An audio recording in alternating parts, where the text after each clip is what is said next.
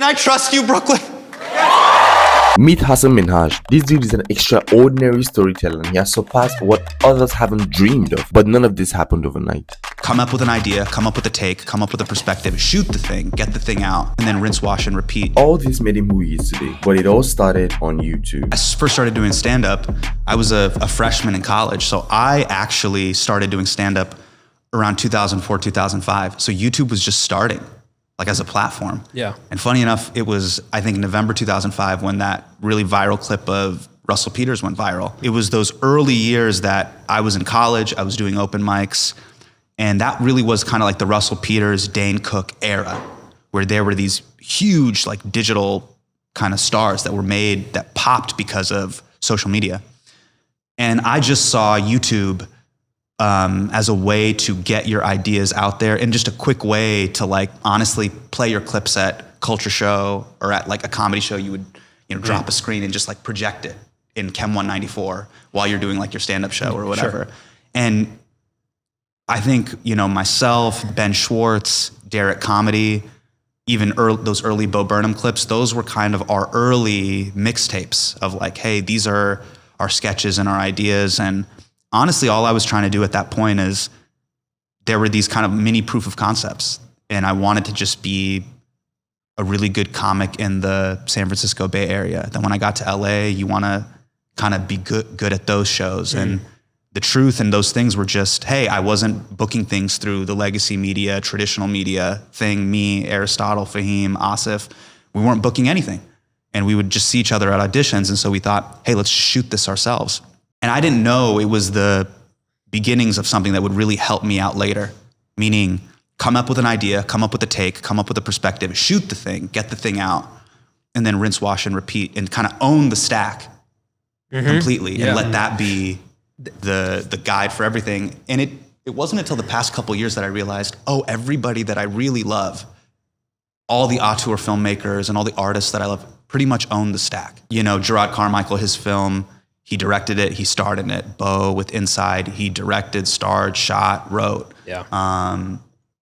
Full owners of the stack. Yeah, they're using legacy media for scale because you need a budget, but you could tell them, hey, write a 3.5 minute sketch or a 7 minute sketch, and they could do it because they know the stack like that. And so I didn't realize that it was valuable at that time. It was just survival at that time and just trying to gain momentum and traction in your career and try to be kind of hot in the community and gain people's respect and gain notoriety. But I look back on that time and I'm like, man, it really helped me a lot. Never forget the power of the PDF. And I think a lot of times people get lost in the sauce of how are we going to shoot it? What's it going to look like? What is it? How are we going to release it? How are we going to make micro content out of it? He's like, what's the idea on paper? Yeah. How good is the writing on? Yeah. This is like the bones and the broth of this is going to speak volumes to what it really is. And he's like, don't worry about, are you going to use antique lenses and what the lighting is going to be? If the idea is shit, if the take is garbage, if the actual jokes are whack, it's never going to matter. And that really gave me I still use that as like a guiding principle with everything that we do. I always just print out the PDF and I go, hey, just read this real quick. Yeah. And we can scale up from that. Just the set alone of The King's Jester is $1.6 million. Wow. That I had to pay for. We put up the bag. People are like, is that worth it? For me, it was only worth it. And Prashant and I had to sit down. It's like, it's 1.6 out of the Wells Fargo account. Junk. Risk. That's some risk. Risk. Risk. Yeah. Just to give you perspective, the average special, just for the 8 cameras that you see on Comedy Central, HBO, somewhere around $700K. 750, 800, maybe maximum. Just the stage, the set alone, 1.6. Wow. And that's not going to my kids' college education, braces, VTSAX, all that's like just for this visual experience. The problem with producing just for the algorithm is now you're producing at times for the most extreme individuals. These lunatics on the edges that have the most extreme positions. So the internet has turned it into these individuals with a megaphone that are hijacking the conversation vis-a-vis the quote tweet system on Twitter, which is dunking on people, getting likes. I don't want to be a person who's servicing these avatars. I want to be like an artist that's actually connecting to people.